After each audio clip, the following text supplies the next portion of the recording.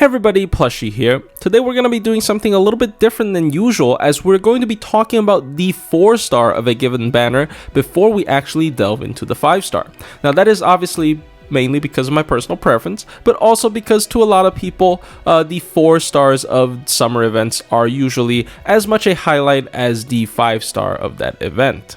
So today we're going to be talking about the 4-star pretender Summer Baobhan, and no matter if you got her, just by accident on your way to getting Summer Melusine, or you specifically went for this lovely character, let's find out how she performs in this game in today's hot take video. Summer Baobhan's first skill is a 3-turn 20% attack up and defense up, and it also extends the duration of HP regeneration, MP regeneration, and star regeneration buffs for your entire party by 3 turns. It also extends the duration of poison, curse, and burn debuffs on all enemies by 3 turns as well, all on a 7-turn cooldown. So this is a very unique skill. I don't think we've ever seen the duration extension effect in this game before this skill. The 20% attack up and defense up is a nice bonus effect to the main effect of this skill, and it provides Summer Baobhan with a decent amount of extra survivability as well as extra damage boost. But obviously it's nothing too amazing, it's only 20%, also it's on the 7-turn cooldown, and the main effect of this skill is the buff duration extension. This obviously is very good in slower teams and makes her a very good partner to someone like Merlin, who's able to provide all 3 of these types of buffs on his MP. This also synergizes very well with her own MP, which is essentially a mini Merlin MP that only applies to herself. You can even try to be a little bit greedy and try to stack multiple of these MPs or buff effects on your entire party before popping this skill, and that will allow all of their durations to be extended by 3 turns. On the flip side, you can also run her with someone like Tamamo, so you can reduce the cooldown of her first skill and try to use it in a more rapid succession to achieve a similar effect. You can even go infinite if you run double Baobhan with someone with cooldown reduction to the entire party. There are a lot of really cool and kind of wacky and crazy combinations you can do with this skill. We'll get into more of it when we talk about her gameplay. Summer Baobhan's second skill is a 30 MP battery that also fully removes an enemy target's buffs. It also reduces their debuff resistance by 30% for 3 turns. It also reduces their critical chance by 30% for 3 turns. And finally, it casts a unstackable debuff on the enemy that reduces their MP gauge by 1 every turn for 2 turns. This skill has a 6-turn cooldown. So 30 MP batteries are always pretty decent. It pairs really well with a maxed out append to skill as well. It is also a full buff purge, which I very much appreciate. I really hate buff removals that only remove 1 buff. It also reduces the enemy's debuff resistance, which is very important because her MP has a 50% attack down debuff that is very important for her game plan and her survival in general. So you do want to guarantee that landing every time you MP. And it also reduces the enemy's critical chance down by 30%. This is just sort of an icing on the cake bonus, safety net so you don't die from a stray crit. And finally, the MP gauge reduction debuff is essentially the same thing as Lady Avalon's skill 3. This is essentially a worse MP seal where it doesn't stop an enemy from MPing if their MP gauge is already full. Now, Lady Avalon's effect makes a little bit more sense as it is tied to her AoE hard defense skill, so you don't really want to MP seal someone while also casting an illusion because that would be wasted. You usually just want to use the illusion to tank an MP. That is why she has that debuff instead of just a straight up MP seal. But Summer Baobhan doesn't actually have any hard defense, so I do think this is a legit sort of nerf from a straight up MP seal because it actually triggers 2 turns. So if you are able to spam this once again with someone with, cooldown reduction, or in general, because this doesn't really have that long of a cooldown, it can very much slow down the enemy's pace in terms of getting their MP back, especially if you run 2 Baobhan. Do remember to try to space them out though, because these debuffs are not stackable. I also assume the reason to that is to prevent very cancer stuff, very crippling debuffs so that the enemy never gets to MP. But if you run a Tamamo with 2 Baobhan, you can kind of still do that. Summer Baobhan Babanshi's third skill is an AoE 20% MP damage up, as well as a 15 star bomb, and it also has the bonus effect that applies to any team member that has Wrath of the Enshrined Deity status, an additional 3 turn 20% MP damage up, as well as a 20 MP charge, all on a 6 turn cooldown. So this skill at base isn't amazing. You know, only having a 20% AoE MP damage up as well as a 15 star bomb on a 6 turn cooldown isn't anything crazy at all. However, when you take into consideration the bonus effects, then this becomes a super solid skill. Well, how do you trigger the bonus effects? The only way to get Wrath of the Enshrined Deity is to have your teammate get hit on the previous turn. This is one of her unique passives that allows the entire team, including herself obviously, to get a stack of Wrath of Enshrined Deity, which is a 10% crit buff for a single turn if they got hit in the previous turn. Now, this is really inconsistent because you can't guarantee the enemy hitting you or hitting the relevant teammate that actually wants the buff. For example, if one of your teammates is 20 MP off of using their MP, but they just don't get hit by the enemy, then you can't really trigger this on them, and this just suddenly becomes sort of a lame skill. So I don't like it that much in teams unless you are fighting against enemies that do AoE damage. Then this suddenly becomes really relevant, and also it triggers only off of literally getting hit, so you can't cheese it by using Black Girl to take damage. So this never happens, none of the bonus effects will happen during farming. But this is also a really good effect when you're soloing, because then you only have one target to get hit every single turn, so you can kind of semi-consistently trigger the bonus effect. And having a 40% MP damage up, 20% MP charge, and 15 star bomb on a 6-turn cooldown suddenly sounds really good, and Babanshi is a really good solo servant as well. So I like this skill a lot in solos and against bosses with AoE attacks. However, normally I'm just kind of neutral about it because it's not too amazing at base at all. Most servants have relatively boring and tame passives, but not Summer Babanshi. She has a couple of passives that are never before seen, and they even change depending on her ascension stage, which is also never before seen. So let's get into it. First of all, let's talk about her more basic passives. She has Magic Resistance EX, which gives her a 25% passive debuff resistance. I always appreciate high levels of Magic Resistance, especially on solo servants and stall servants, and she is a very good solo and stall servant because when the fight drags on, there are more chances to block off random debuffs and yield you extra value. She also has Riding EX, which boosts her quick performance by 12%. Her quick card is quite decent, but is usually not that relevant because she only has one of them. However, when you are soloing and doing mighty chains, then this will be a pretty decent boost to her MP gain. She also has Territory Creation D, which increases her arts performance by 4%. It's also pretty nice. It's a significantly lower number, but it is still very helpful for mighty chains to get her MP back during solos. She has Fairy Knight, which is a unique passive that allows her to gain extra critical damage against man attribute enemies. When she's in the 1st and 2nd Ascension, it is 4%, and when she's in the 3rd Ascension, it is a whopping 20%. Now, when you are running a team and you have a lot of critical boosts, especially because she's Buster, this is not nearly as significant as it seems, the 16% difference. However, when you are soloing, this is a really nasty passive when you have her at Ascension 3. Having a 20% passive crit up is kind of insane, even though it is only against man attribute enemies. So I would definitely prefer using her 3rd Ascension when I'm going to fight against man attribute enemies.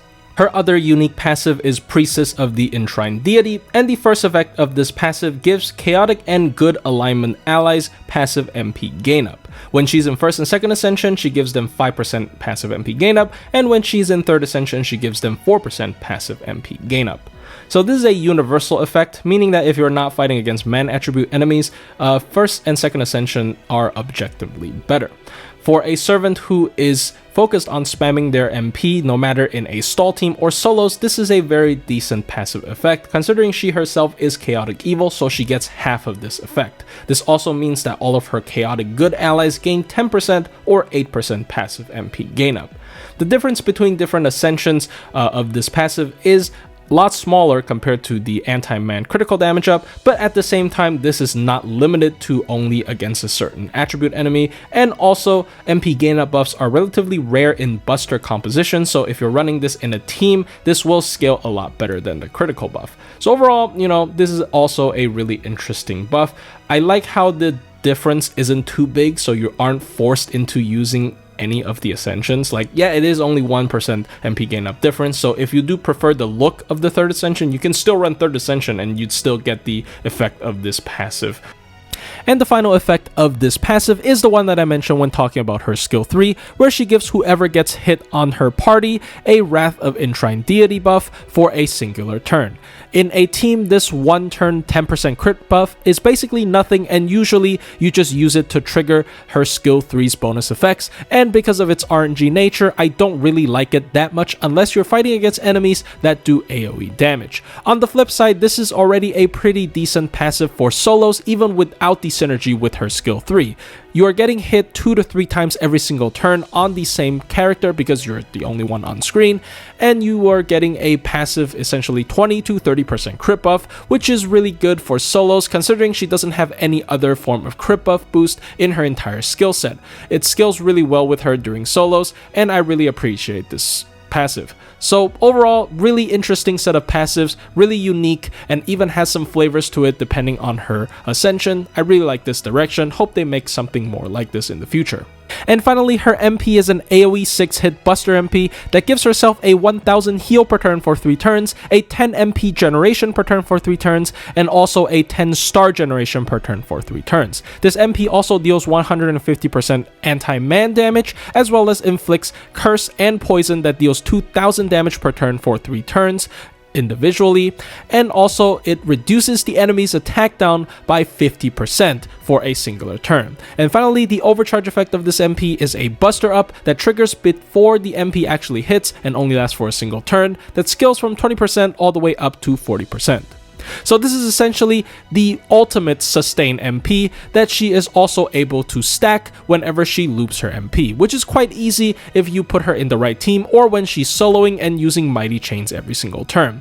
With the combination of this MP and her skill 1, she's even able to stack beyond 3 stacks of these buffs on herself, giving herself a bunch of heal, a bunch of MP regeneration per turn, and a bunch of star generation per turn. This also helps her loop future MPs because of the passive MP generation, as well as the guaranteed crits on her arts and quick cards. This MP also does anti-man damage, even though I don't think she's a particularly good farmer. Having anti-trade damage is always appreciated. And finally, this MP also deals 50% attack down debuffs on all enemies, which is very potent. This MP can essentially help your team take a lot less damage and sometimes even tank an AoE MP if you have to, because of the massive crippling effect on the enemy's attack stat. The dot damage is really icing on the cake and is only, really relevant in certain compositions where you go infinite with 2 Baobhan Shis, and usually it's just not that good a pick for a dot team to use, despite her skill 1 also being able to extend the duration of dot damage. It is, however, a cool addition to demonstrate how her skill 1 works and what types of buffs and debuffs it works with.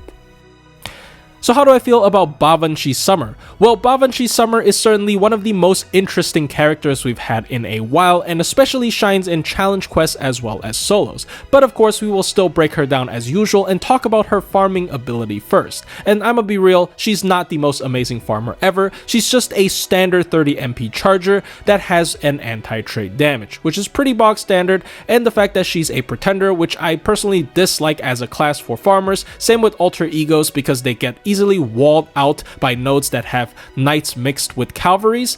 She's just a pretty standard AoE Buster Looper. When you looper her, she does have the small added benefit of being able to gain 20% extra MP on the third wave because of her MP effect stacked 2 times. However, that doesn't really change anything because the only difference it makes is that you can plug in a 50 MP charger after double Koyanskaya instead of plugging Oberon, which she's a Buster AoE that lacks damage in general, so you would still want to plug in Oberon anyways. So honestly, I don't see her as a super awesome single core farmer, nor nor is she a good multi-core farmer either, because she doesn't have any good team buffs outside of the 20% MP damage up on her skill 3 for the entire team. She doesn't give the entire team any charge because the third skill doesn't really trigger at all in farming, and overall she's just kind of a lackluster farmer, and you would never pull her just for her farming abilities.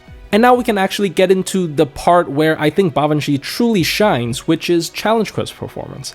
I think in general Baobhan is already a very good challenge quest damage dealer without any specific teammates, because she is a very good self-sustaining damage dealer. She gives herself a lot of heal, a lot of passive MP generation, and a lot of stars for the entire team as well. That means you don't really have to babysit the damage dealer and can instead use your targetable heal or MP charge on another support to help your team get more sustainability. Baobhan's skill 1 also synergizes perfectly with characters that are able to give your entire team end of turn effects that is long lasting, and usually every stall team will at least have one of these members, obviously Merlin being a very prime example, but also other servants such as Asclepius, Hans Christian Andersen, Van Gogh, or even Daikokten to some extent all benefit from Baobhan's skill 1, and you can also play very greedy, as I mentioned before, stacking a bunch of these effects on your team before actually popping that skill 1, allowing your team to not have to worry about heals and MP generation for 6 or 7 turns to come. So obviously very powerful effect, gives your team a lot of bonus value. Baobhan's second skill is also a superb delay skill that not just removes all enemies' buffs, which is very important in challenge quests, but it also has a 2-turn MP seal, essentially. It is a bit worse because it doesn't stop an MP from going off if enemy's MP gauge is already full, but if you use it frequently enough, it basically functions as a 2-turn MP seal, which is extremely powerful. It slows down the enemy's pace of gaining their MP very much, and it just reduces the amount of times the enemy can MP in total within a long fight, which is often very important to your entire team's survival, because enemy MPs not just do a lot of damage, a lot of times they also have a lot of devastating debuff effects, so being able to prevent that is very important. And finally, her MP, despite being Buster, is very spammable because of how many passive MP generation buffs she can stack on top of herself. So after a while, she is able to MP every other turn, or even MP every single turn, depending on how many hits the enemy has. And when she does that, she can cut all enemies' attacks in half, which is an extremely powerful effect. It's almost something like MASH, who's able to provide a constant stream of defense ups to cut down normal attacks from the enemy. This achieves a very similar effect. Of course, there's going to be pros and cons to this effect being a debuff instead of a buff. The pro is that you are not that susceptible to buff removal MPs. A lot of AoE buff removing MPs don't do that much damage. MPs such as Amakusa Shiro's MP or Demonic Bodhisattva's MP usually don't do a lot of damage. However, their devastation comes in the form of your inability to protect your team with any form of defensive buff. However, if you have someone like Baobhan to cut that damage in half, then suddenly your team will probably be able to survive it. Now, it is still very annoying to try and build back up to the state that your entire team was at before the buff removal, but at the very least, you are not dead, and you are playing a stall team, so you can probably regroup, heal back up pretty easily. However, the con is that this strategy is completely walled off by debuff immunity. That's right, that is the bane of Baobhan's existence, and if the enemy does have debuff immunity, she is also not able to use her skill 2 to delay the enemy's MP turn, which is doubly bad for Baobhan. So yeah, it definitely depends on the boss that you're fighting, and Baobhan would definitely excel a lot more against bosses that do not have any form of debuff immunity. I want to take some time and talk about the concept of double Baobhan and how it works. So let's take this for example. You have 2 Baobhan and you use both of their MPs on the same turn, and they both get a 3-turn duration buff. However, using the MP itself does take a turn, so on the next turn you would get 2 turns left of these buffs duration. Then you use both Baobhan's skill 1 and extend it by 6 turns. Now these buffs last for 8 turns. and 8 turns is longer than the cooldown of the skill 1, which is 7 turns. So 1 turn before these buffs run out, she gets her skill 1 back, and she's able to use her skill 1 again to further extend these 1 turn duration buffs all the way up to 7 turns because plus 6. But then on the second cycle, these 7 turns worth of buffs will run out at the same time as she gets back her first skills, therefore making this non-infinite. Essentially what you're doing is you're waiting 7 turns to extend a buff duration by 6 turns. So you get a net 1 turn decay or decrease on these buffs duration, so it can't go infinite. However, the fix is very simple. You simply have to reduce the cooldown of Baobhanshi's skill 1 by 1 every single 7 turns, effectively making her skill 1 cooldown 6 turns, meaning you're spending 6 turns of waiting to extend a buff by 6 turns, so it goes infinite. So as long as you include a character that is able to decrease the cooldown of your entire team within 7 turns for 1 time, you can go infinite, and you can infinitely stack these types of buffs and increase their duration until you get 10 stacks of these buffs on both Baobhanshis. And when that happens, your Baobhanshi will heal 10,000 HP every single turn, gain 100 MP every single turn just from the passive gain, and also is able to use both their MPs every single turn to reduce enemies' attack down to 0%. So as long as they don't have any sort of attack buff or you don't have any defense buff on you, they will be doing 0 damage to you. The best teammate in this third slot, in my opinion, is Tamamo no Mae, because she's actually able to reduce the cooldown of her skill 1 by more than 1 within 7 turns very often, meaning that she can actually increase the duration of these per turn buffs instead of just preserving it. And also you can use someone like UDK Barghest, who is a lot less broken because the cooldown reduction skill isn't spammable like an MP, but eventually she will also achieve something similar. You just have to wait for a couple more turns. So this is a very interesting stall team. I'm not trying to claim that this is better than the Solemn Defense spam, as Solemn Defense spam can immediately pop off while this team needs some time to warm up. However, in a infinite state, this team actually is a little bit more brain dead than the Solemn Defense team, and is also a little bit less susceptible to buff removal MPs, where they can at least tank 1 MP and not die and try to regroup before the enemy fires off another MP. And finally, I think Baobhanshi is one of the top tier soloers in the entire game, and unlike some other solo units such as Tyra, whose timing of their skills are really important and will be drastically changed depending on what fight she's doing, Baobhanshi only has one game plan, which is spamming her MP using Mighty Chains. That's all you're gonna see in a Baobhanshi solo. In fact, every Baobhanshi solo is gonna look the same, where she does MPQA. That's it. That's the whole game plan. It's very simple, and because she's gonna generate a lot of stars, she's gonna start guaranteeing to crit her Mighty Chains every single turn, and eventually with the passive MP generation paired up with that as well, she's able to MP every single turn. And when that happens, she can heal like 4,000 to 6,000 per turn, and she reduces all enemies' attack by 50% every single turn, and she will obviously keep on doing damage with her MP, as well as cast a bunch of poison and cursed on the enemies that also gets extended by her skill 1 and will wear down the enemy even faster. As long as you can't one-shot Baobhanshi, she's gonna kill you. That is an inevitability that most bosses cannot avoid. Obviously, she's a lot weaker against bosses with debuff immunity, but that's just how it is. She does need some limiters after all.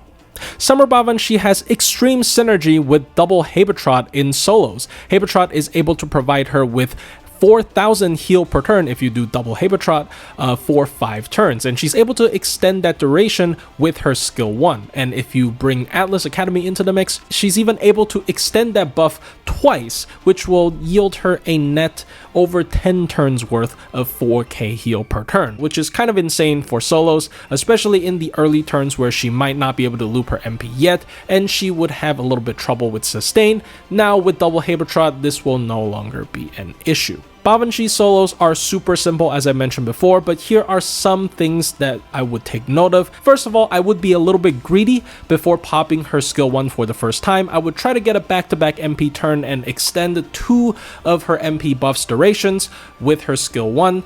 this will help her ramp up to this quote-unquote infinite state a little bit faster, and I would also suggest never to use this skill if you don't have any MP buffs on yourself for obvious reasons. Secondly, I would save her third skill and just never use it until somehow I wasn't able to loop my MP at the end of the turn. I would save it for these kinds of rare situations, as this skill doesn't provide a lot of extra value outside of that.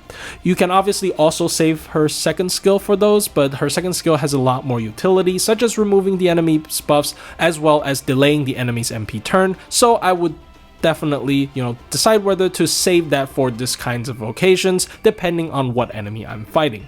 And finally, despite my personal Honey Lake brain rot and using Honey Lake for basically every solo ever, I actually think Honey Lake might not be the best option for her in terms of solos because of how heavy MP spamming she is and because of how much passive healing she gets. I think Black Girl could actually be an even more damaging option, especially if she's facing off against multiple enemies. And if you're willing to go slow, something like Iron Will Training paired up with her attack down on the enemies can reduce enemy attacks to almost nothing, and also if you're willing to sacrifice damage, you can also run something like Halloween Maid, which boosts her healing per turn she stacks from her MP, allowing her to heal back to full very easily. For example, this Demonic Bodhisattva run, she's able to heal back despite her removing her buffs whenever she MPs.